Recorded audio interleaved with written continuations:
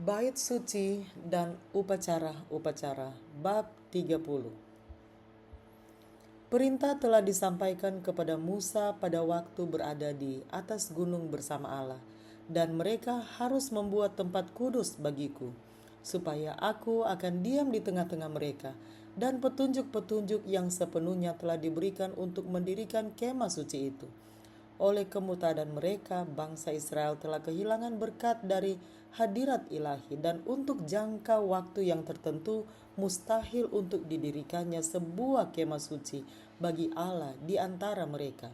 Tetapi setelah mereka kembali diperkenankan oleh surga, maka pemimpin besar itu menyuruh untuk melaksanakan perintah ilahi. Orang-orang yang dikaruniai Allah dengan keahlian dan hikmat telah dipilih untuk mendirikan bangunan yang suci itu. Allah sendiri telah memberikan kepada Musa rencana bangunan itu dengan petunjuk-petunjuk yang terperinci tentang ukuran dan bentuknya, bahan-bahan yang harus digunakan dan setiap perkakas yang harus ada di dalamnya. Tempat-tempat yang suci yang dibuat oleh tangan manusia ini harus menjadi gambaran dari yang sebenarnya. Lambang apa yang ada di sorga? Ibrani 9 ayat 24 dan 23. Satu penampilan dalam bentuk mini dari bait suci surga di mana Kristus, imam besar kita, setelah mempersembahkan hidupnya sebagai satu korban, akan melayani demi kepentingan orang yang berdosa. Allah menunjukkan kepada Musa di atas gunung itu satu penglihatan akan bait suci surga dan memerintahkannya untuk membuat segala sesuatunya sesuai dengan pola yang ditunjukkan kepadanya. Segala petunjuk-petunjuk ini dengan seksama dicatat oleh Musa, yang kemudian telah menyampaikannya kepada pemimpin-pemimpin bangsa itu. Untuk pembangunan kemah suci itu, persiapan-persiapan yang mahal dan banyak diperlukan, bahan-bahan yang paling mahal dan berharga dalam jumlah yang besar harus disediakan. Namun demikian, Tuhan hanya menerima persembahan sukarela. Dari setiap orang yang terdorong hatinya, haruslah kamu pungut persembahan khusus kepadaku. Itu adalah perintah ilahi yang diulangi oleh Musa kepada perhimpunan itu. Penyerahan kepada Allah dan satu roh pengorbanan adalah syarat-syarat pertama dalam mempersiapkan satu tempat tinggal bagi yang maha tinggi. Semua orang dengan serentak memberikan jawabnya. Sesudah itu datanglah setiap orang yang tergerak hatinya, setiap orang yang terdorong jiwanya, membawa persembahan khusus kepada Tuhan untuk pekerjaan, melengkapi kemah pertemuan dan untuk segala ibadah di dalamnya, dan untuk pakaian kudus itu. Maka datanglah mereka, baik laki-laki maupun perempuan, setiap orang yang terdorong hatinya, dengan membawa anting-anting hidung, anting-anting telinga, cincin meterai dan kerongsang, segala macam barang emas. Demikian juga setiap orang yang mempersembahkan persembahan unjukan dari emas bagi Tuhan. Juga setiap orang yang mempunyai kain ungu tua, kain ungu muda, kain kirmisi, lenan halus, bulu kambing, kulit domba jantan yang diwarnai merah dan kulit lumba-lumba datang membawanya. Setiap orang yang hendak mempersembahkan persembahan khusus dari perak atau tembaga membawa persembahan khusus yang kepada Tuhan itu, dan setiap orang yang mempunyai kayu penaga membawanya juga untuk segala pekerjaan mendirikan itu.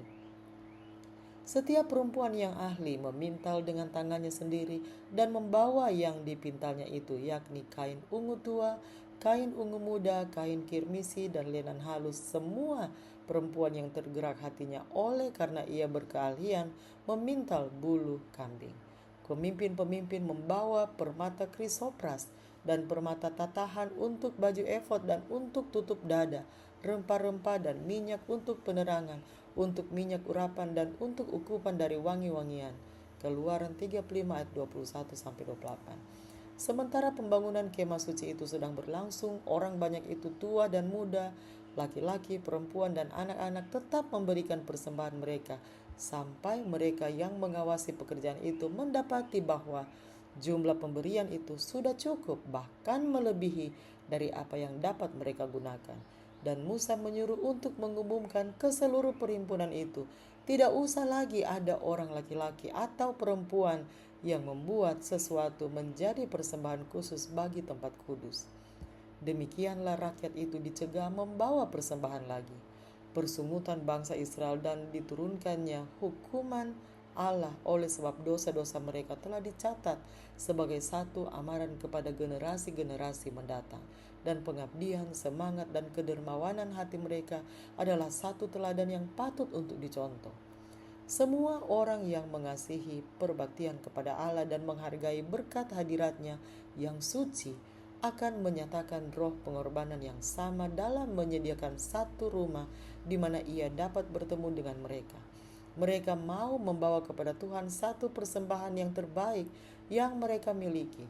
Sebuah rumah yang dibangun bagi Allah janganlah dibiarkan dalam keadaan berutang, oleh karena dengan cara itu ia dihinakan. Satu jumlah yang cukup untuk melaksanakan pekerjaan itu harus diberikan dengan sukarela agar pekerja-pekerja itu dapat juga berkata seperti pembangun-pembangun kemah suci itu, jangan bawa lagi persembahan. Bait suci itu dibuat sedemikian rupa bentuknya sehingga bagian-bagiannya dapat dipisah-pisahkan dan dapat dibawa oleh bangsa Israel dalam perjalanan mereka. Oleh sebab itu ukurannya kecil, panjangnya tidak lebih dari 55 kaki, lebar dan tingginya masing-masing 18 kaki. Tetapi itu merupakan satu bangunan yang megah.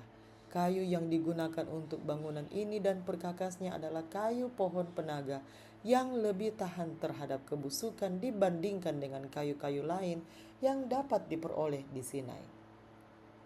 Dinding-dindingnya terdiri dari papan yang tegak lurus yang didirikan di atas alas kakinya yang terbuat dari perak dan dikukuhkan oleh tiang-tiang dan kayu-kayu palang yang menghubungkan satu dengan yang lainnya.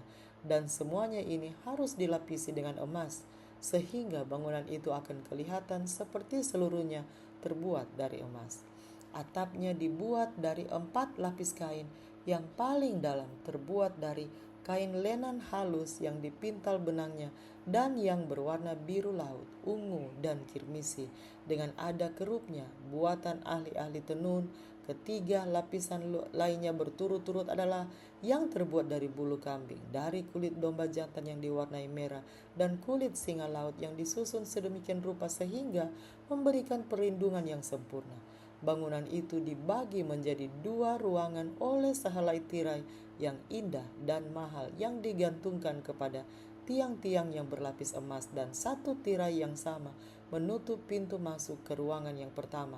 Semuanya ini seperti penutup-penutup yang di bagian dalam, yaitu langit-langitnya, haruslah diberi corak warna yang paling indah, biru, ungu, dan darah kirmisi yang diatur dengan indah, dan juga gambar-gambar kerubium yang terbuat dari benang emas dianyamkan ke tirai itu untuk menggambarkan bala tentara malaikat yang berhubungan dengan pekerjaan kemah suci surga dan yang juga merupakan roh-roh yang melayani kepada umat Allah di dunia ini. Kemah suci ini ditempatkan di atas satu lapangan yang terbuka yang disebut halaman yang dikelilingi oleh helaian-helaian kain halus yang bergantung pada tiang tembaga. Pintu masuk ke halaman ini ada di sebelah timur. Ini ditutupi oleh tirai-tirai yang terbuat dari bahan-bahan yang mahal, buatan orang ahli, sekalipun tidak seindah seperti yang ada di dalam kemah suci itu. Oleh karena tinggi tirai-tirai yang menutupi halaman kemah suci itu hanya setengahnya saja daripada tinggi dinding-dinding kemah suci, maka bangunan kemah suci itu dengan jelas dapat dilihat oleh orang banyak dari luar. Di dalam halaman kemah suci itu, dekat sekali dengan pintu masuk, terdapat mezbah korban bakaran yang terbuat dari tembaga. Di atas mezbah ini dibakar segala korban-korban itu oleh api bagi Tuhan, dan tanduknya dipercik oleh darah tebusan itu. Di antara mezbah dan pintu bait suci itu terdapat sebuah bejana kuningan yang terbuat dari cermin yang telah diberikan oleh kaum wanita Israel sebagai persembahan sukarela. Pada bejana ini imam-imam harus membasuh tangan dan kaki mereka apabila mereka masuk ke dalam ruangan-ruangan yang suci itu atau pergi ke mezbah untuk mempersembahkan korban bakaran kepada Tuhan. Di dalam ruangan yang pertama atau bilik yang suci terdapat meja roti sajian, kaki dian, dan mezbah pedupaan. Meja roti sajian ada di sebelah utara dengan mahkota hiasannya. Meja ini dilapisi oleh mas murni. Di atas meja ini imam tiap hari Sabat harus menaruh 12 potong roti yang disusun dalam 2 baris dan dipercik dengan kemenyan. Roti-roti yang diambil dari meja ini oleh karena dianggap suci harus dimakan oleh imam-imam. Di sebelah selatan terdapat kaki dian yang bercabang 7 dengan ke-7 lampunya. Cabang-cabangnya dihiasi dengan bunga yang dibuat dengan indah sekali, menyerupai bunga badam, dan seluruhnya terbuat dari 1 batang emas. Oleh karena kemah suci itu tidak berjendela, maka lampu-lampu ini tidak pernah dipadamkan semuanya pada waktu yang sama, tetapi memancarkan terangnya siang dan malam. Tepat di hadapan tirai yang memisahkan bilik yang suci dengan bilik yang maha suci dan dekat sekali dengan hadirat Allah terdapat mezbah pedupaan yang terbuat dari emas. Di atas mezbah ini imam harus membakar kemenyan setiap pagi dan petang. Tanduk-tanduknya harus diolesi dengan darah korban karena dosa, dan itu akan dipercik dengan darah pada hari pendamaian yang besar. Api di atas mezbah ini dinyalakan oleh Allah sendiri dan dianggap suci. Siang dan malam pedupaan yang suci ini menyebarkan bau yang harum semerbak ke seluruh ruangan-ruangan suci itu dan juga keluar jauh di sekeliling kemah suci itu. Di balik tirai yang di sebelah dalam itu terdapat bilik yang maha suci, di mana terpusat semua upacara penebusan dan pengantaraan yang bersifat simbolis itu dan yang menjadi mata rantai penghubung antara surga dan dunia. Di dalam ruangan ini terdapat peti perjanjian, sebuah peti yang terbuat dari kayu penaga. Luar dan dalamnya dilapisi emas dan di atasnya terdapat mahkota emas. Itu dibuat untuk menjadi tempat menyimpan kedua loh batu di atas mana Tuhan sendiri telah menuliskan 10 hukum. Oleh sebab itu peti ini disebut peti wasiat Allah atau peti perjanjian. Oleh karena 10 hukum itu adalah dasar daripada perjanjian yang diadakan antara Allah dan Israel. Penutup peti yang suci ini disebut tutup pendamaian. Ini dibuat dari 1 emas batangan dan di atasnya terdapat kerub keemasan, masing-masing berdiri di ujung-ujungnya.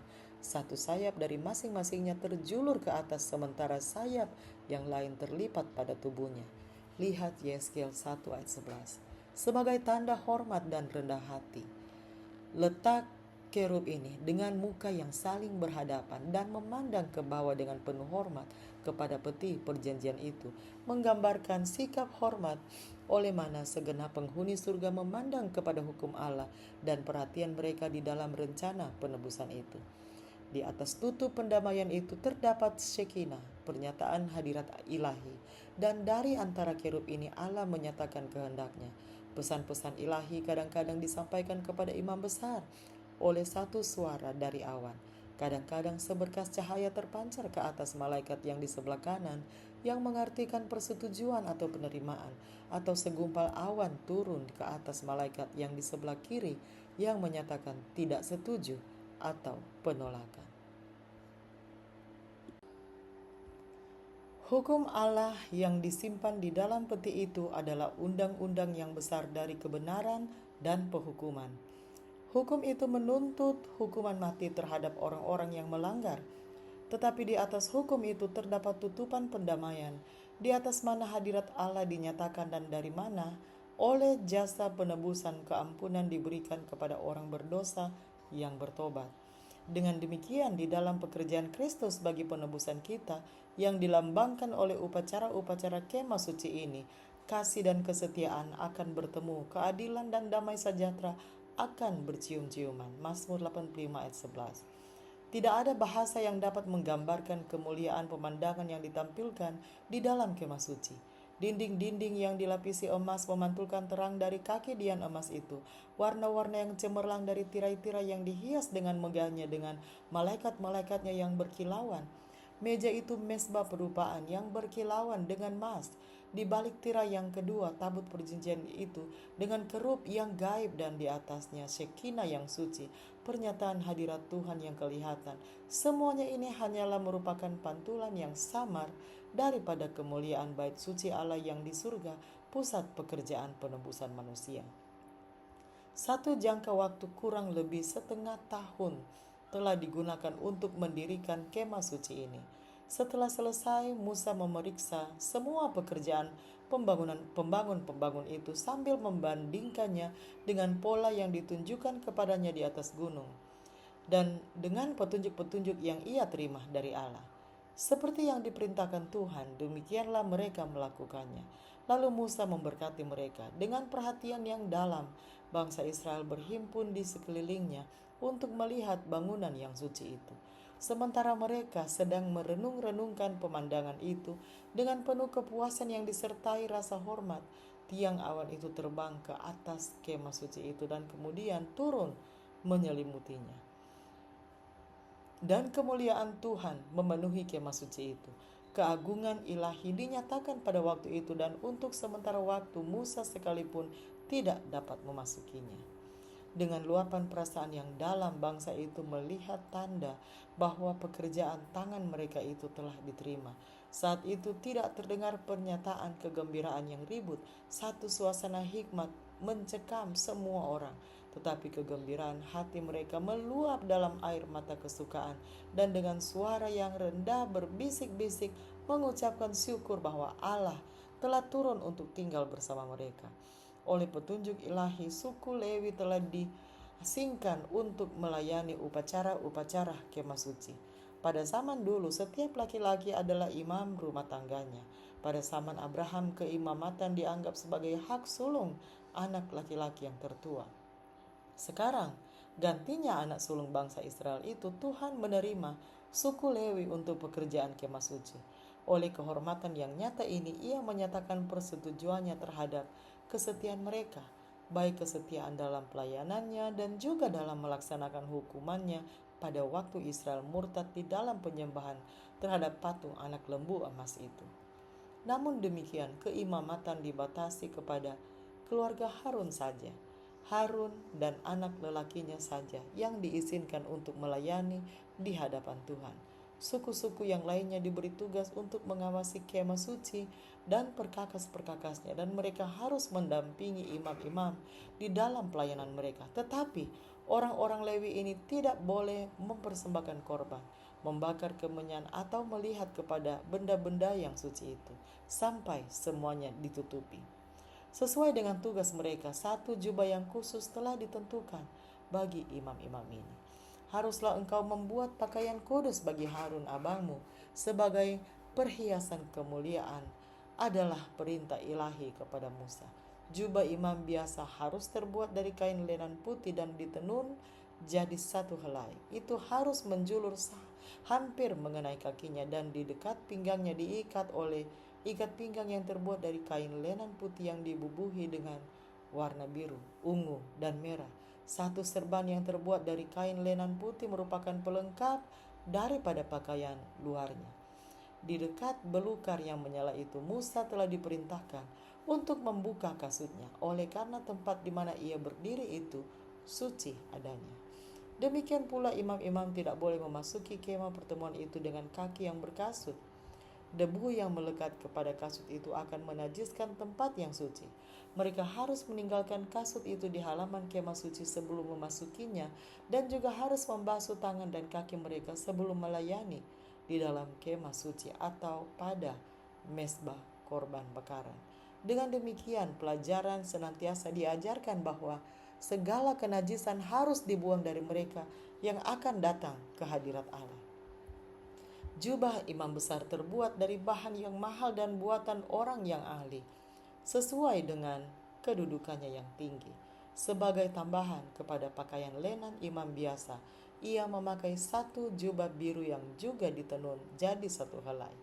Sekeliling jubah itu dihiasi dengan giring-giring emas dan buah delima yang berwarna biru, ungu, dan merah kirmisi. Di bagian luar jubah itu terdapat baju efod, satu jubah yang lebih pendek terbuat dari emas, berwarna biru, ungu, dan merah kirmisi. Dan itu diikat oleh sebuah ikat pinggang yang sama warnanya dan dibuat dengan indah sekali. Baju efod itu tidak berlengan, dan di atas sulaman emas di bagian bahunya dilekatkan dua buah batu permata krisopras yang di atasnya terukir nama-nama dari kedua belah suku bangsa Israel. Di atas efod itu terdapat tutup dada yang paling suci di antara semua pakaian keimamatan itu. Ini terbuat dari bahan yang sama seperti efod, bentuknya 4 segi, panjangnya 1 jengkal, dan tergantung dari bahunya oleh seutas tali berwarna biru yang diikatkan pada gelang-gelang emas. Pinggirnya ditata dengan bermacam-macam batu permata sama dengan yang membentuk kedua belas dasar kota Allah. Pada tutup dada ini terdapat 12 batu permata yang diikat oleh emas, diatur dalam 4 jajar dan seperti batu-batu permata yang ada di atas bahunya. Pada tiap-tiap permata diukirkan nama masing-masing suku bangsa itu. Perintah Tuhan adalah, demikianlah di atas jantungnya harus dibawa Harun nama para anak Israel pada tutup dada pernyataan keputusan itu apabila ia masuk ke dalam tempat kudus, supaya menjadi tanda peringatan yang tetap di hadapan Tuhan.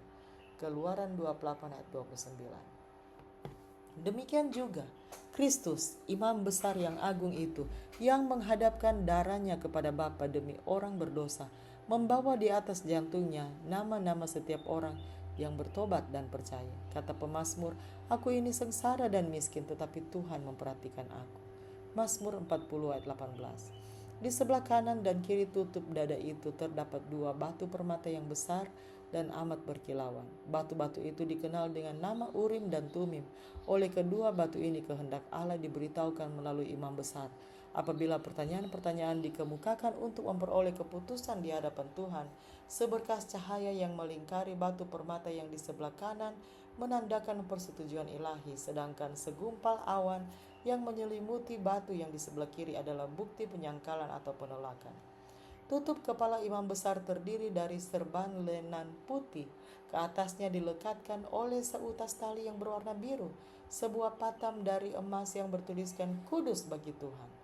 Segala sesuatu yang berhubungan dengan perhiasan dan pembawaan imam-imam haruslah sedemikian rupa sehingga akan memberi kesan orang-orang yang melihatnya dengan satu perasaan akan kesucian Allah, kesucian daripada perbaktiannya, dan kesucian yang dituntut dari mereka yang datang ke hadiratnya. Bukan hanya kemah suci itu sendiri, tetapi juga pelayanan-pelayanan imam-imam haruslah gambaran dan bayangan dari apa yang ada di surga. Ibrani 8 ayat 5. Dengan demikian itu merupakan satu hal yang amat penting, dan Tuhan melalui Musa telah memberikan petunjuk tentang segala sesuatu yang berhubungan dengan upacara-upacara simbolis ini. Upacara kemah suci itu terdiri dari 2 bagian, upacara harian dan upacara tahunan. Upacara harian dilaksanakan di mezbah korban bakaran di halaman kemah suci dan di dalam bilik yang suci. Sedangkan upacara tahunan diadakan di dalam bilik yang maha suci. Tidak ada seorang pun dari antara manusia yang fana, kecuali imam besar itu, yang boleh melihat ke bilik yang maha suci kemah pertemuan itu. Hanya sekali setahun imam itu dapat masuk ke dalamnya, dan itu pun setelah mengadakan persiapan yang seksama dan hikmat.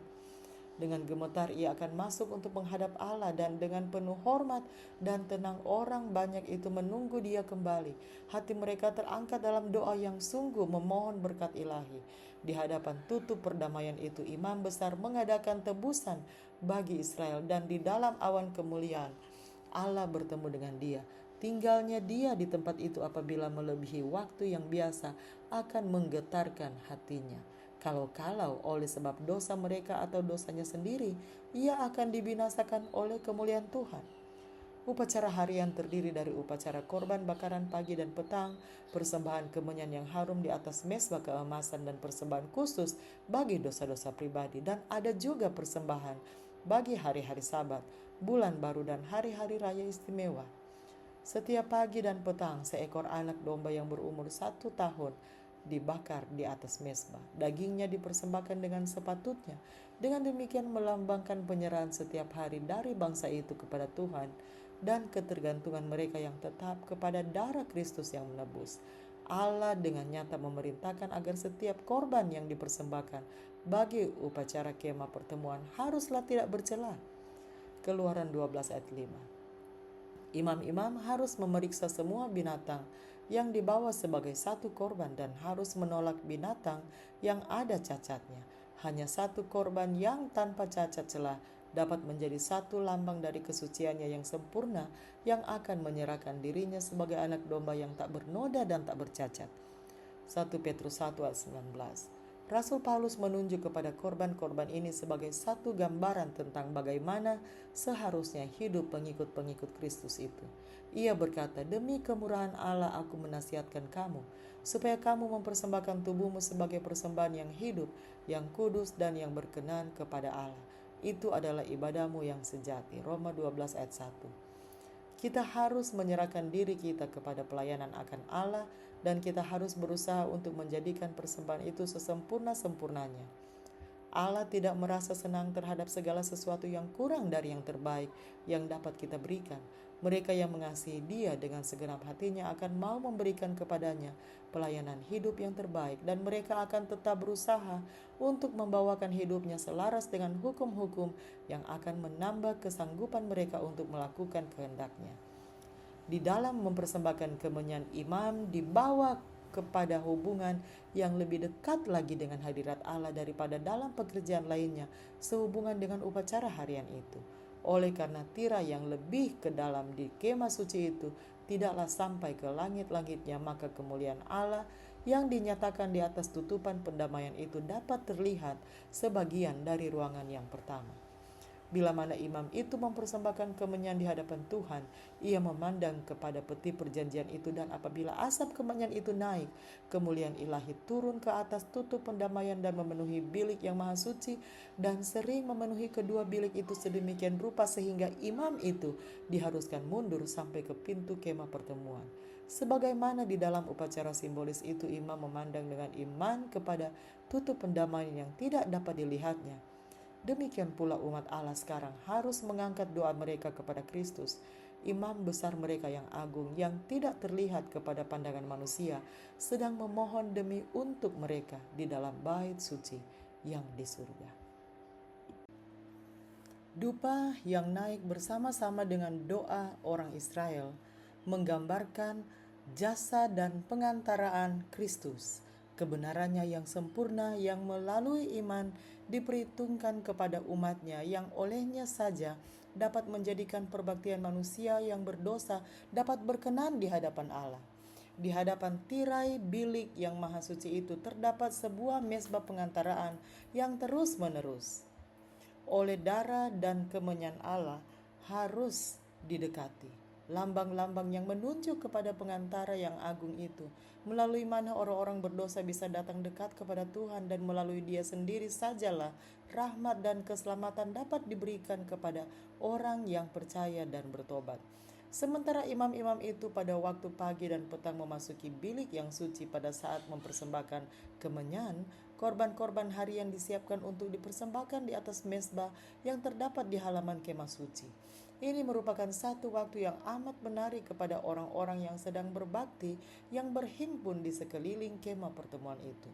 Sebelum memasuki hadirat Allah melalui pekerjaan imam itu, mereka harus lebih dulu memeriksa hati nurani hati mereka dengan sungguh-sungguh dan mengakui dosa-dosa. Mereka bersatu dalam doa dalam hati. Dengan wajah mereka tertuju kepada bilik yang suci.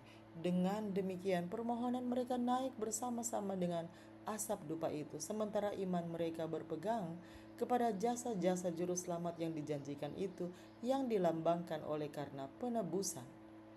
Jam-jam yang ditetapkan untuk korban pagi dan petang harus dianggap suci, dan semuanya itu harus dijaga sebagai waktu yang telah ditetapkan bagi perbaktian di antara segenap bangsa Yahudi. Dan apabila pada masa mendatang bangsa Yahudi dicerai-beraikan sebagai orang-orang tawanan di negeri-negeri yang jauh, mereka tetap pada jam yang ditentukan itu memalingkan wajah mereka ke arah Yerusalem dan menghadapkan permohonan mereka kepada Allah orang Israel. Dalam adat kebiasaan ini, orang Kristen mempunyai satu contoh untuk kebaktian pagi dan petang. Sementara Allah menghukumkan upacara kebaktian yang sekadar rupa saja, tanpa roh kebaktian, Ia memandang dengan penuh kesukaan terhadap mereka yang mengasihi Dia, yang setiap pagi dan petang mencari keampunan dosa-dosa yang diperbuatnya dan menghadapkan permohonan mereka untuk memperoleh berkat-berkat yang diperlukan. Roti sajian selalu diletakkan di hadapan Tuhan sebagai satu persembahan yang terus-menerus. Dengan demikian itu merupakan sebagian upacara harian. Itu disebut roti pertunjukan atau roti kehadiran, oleh karena itu senantiasa ada di hadapan wajah Tuhan.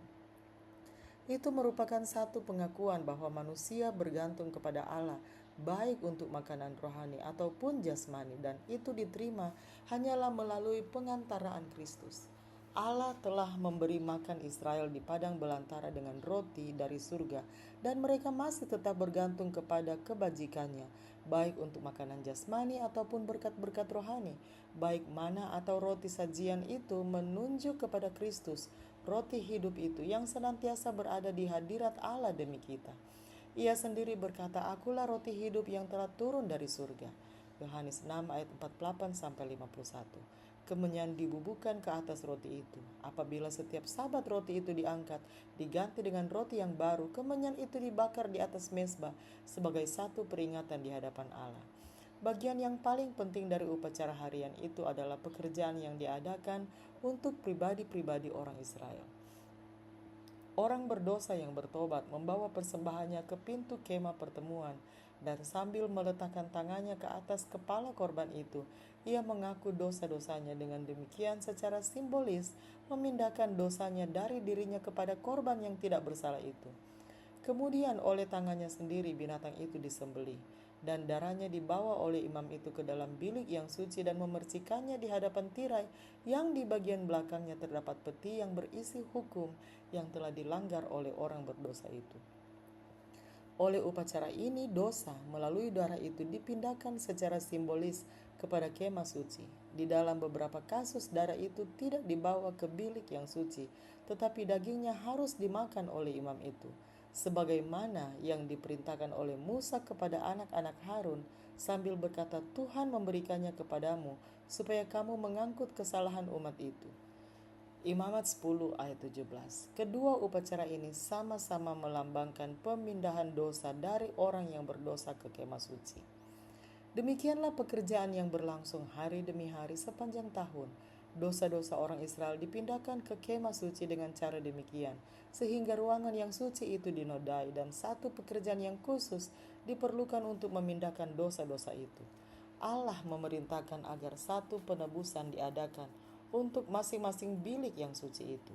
Demikian juga untuk mezbah itu, untuk mentahirkan serta menguduskannya dari segala kenajisan orang Israel. Imamat 16 ayat 19.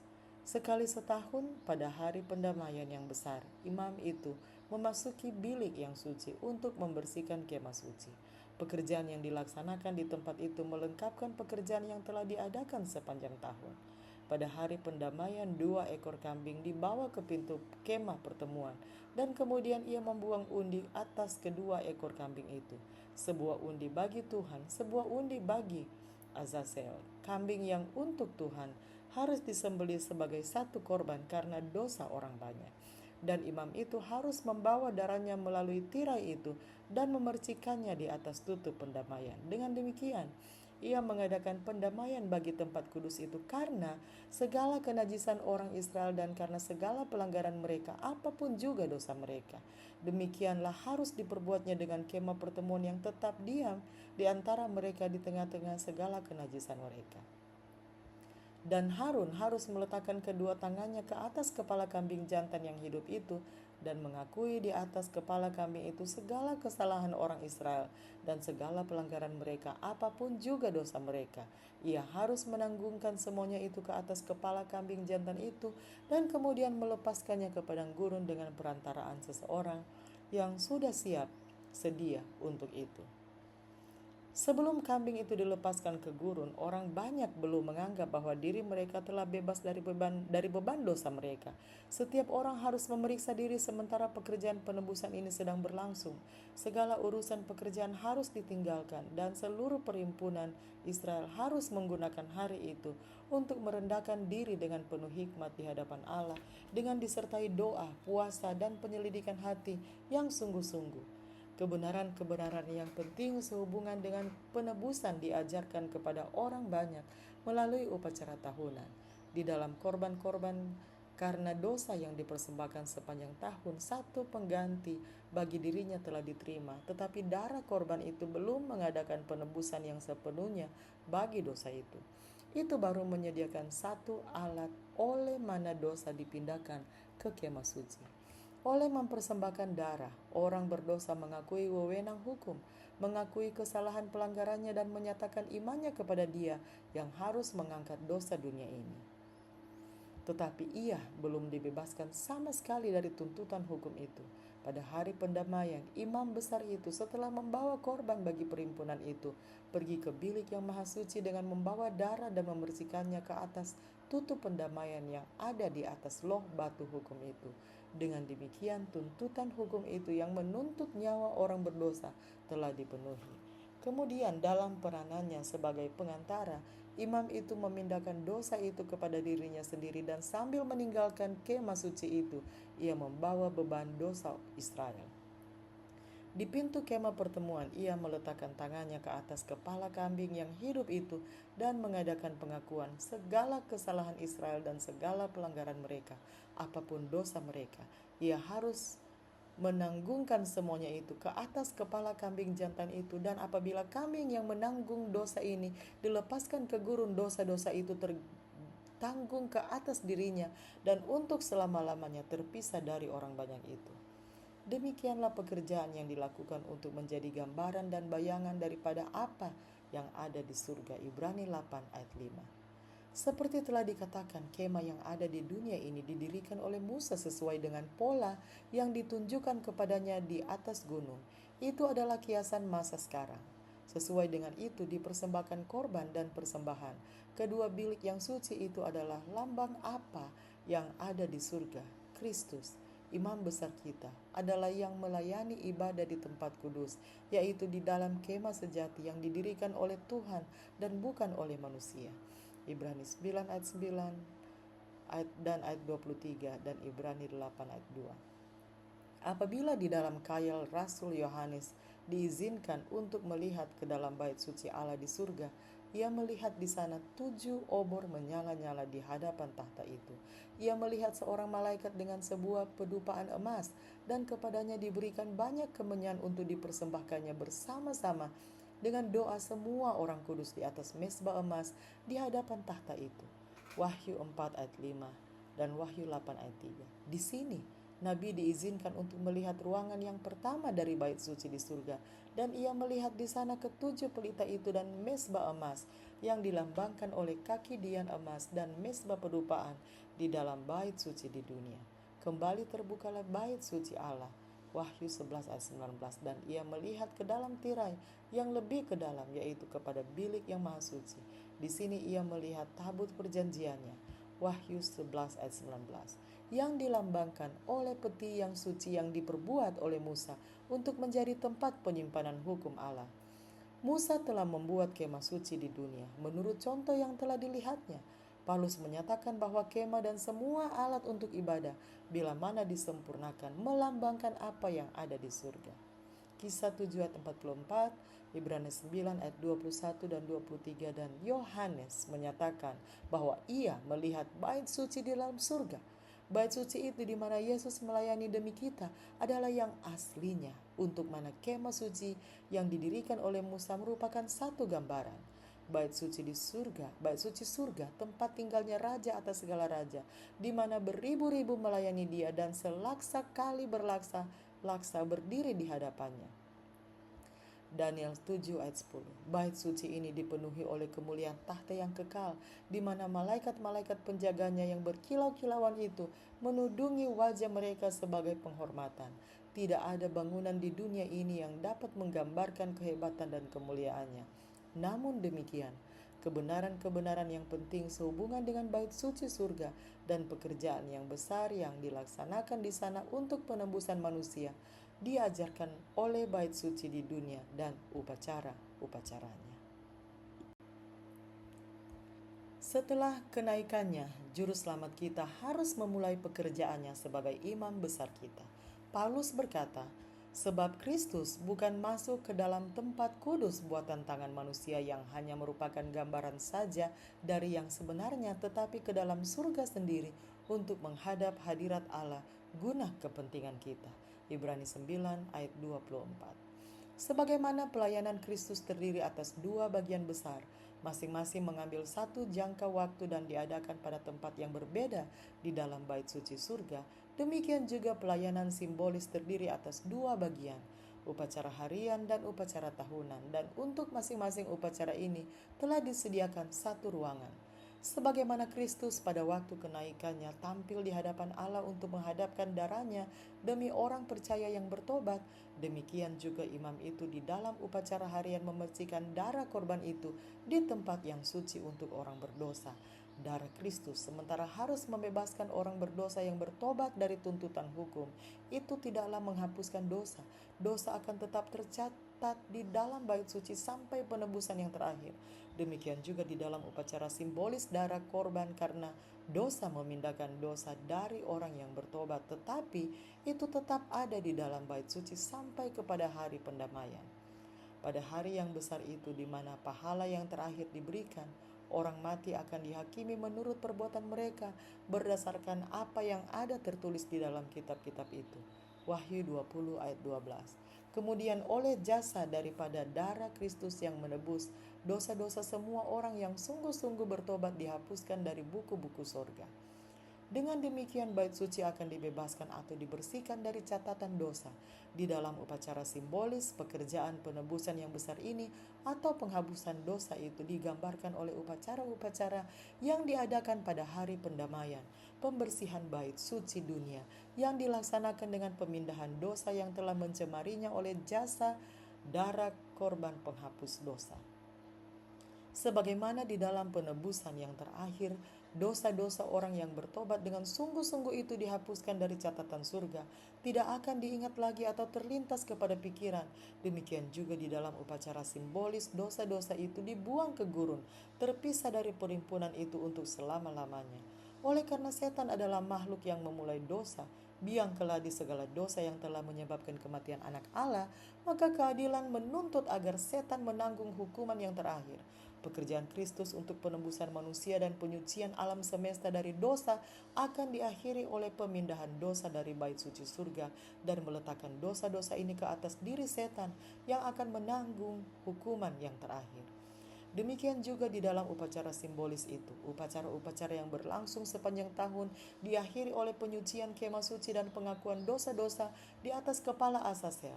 Dengan demikian di dalam upacara-upacara bait suci duniawi dan di dalam bait suci yang di surga, orang banyak itu diajar setiap hari tentang kebenaran-kebenaran yang agung sehubungan dengan kematian dan pelayanan Kristus, dan sekali setahun pikiran mereka diarahkan kepada peristiwa-peristiwa terakhir dari pertentangan yang besar di antara Kristus dan setan, penyucian terakhir alam semesta ini dari dosa dan orang-orang berdosa, untuk menyerah kurangnya keteguhan untuk kebenaran telah menuntun dia melalaikan disiplin anak-anaknya itu. Anak-anaknya telah dibiarkan mengikuti kecenderungan diri mereka. Kebiasaan memanjakan diri yang sudah lama dipupuk telah mengikat diri mereka, sehingga tanggung jawab dari tugas yang paling suci sekalipun tidak dapat memutuskannya.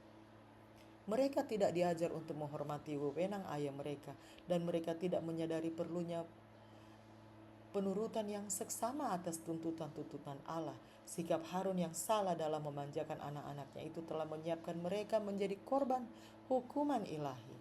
Tuhan bermaksud mengajar orang banyak bahwa mereka harus mendekati Dia dengan sikap hormat dan hikmat, dengan cara seperti yang telah ditetapkannya. Ia tidak dapat menerima penurutan yang setengah-setengah. Tidaklah cukup dalam suasana perbaktian yang hikmat itu bahwa hampir segala sesuatunya dilaksanakan sebagaimana yang diperintahkannya. Allah telah mengucapkan satu kutuk terhadap mereka yang meninggalkan hukum-hukumnya dan tidak membedakan antara yang biasa dengan yang suci.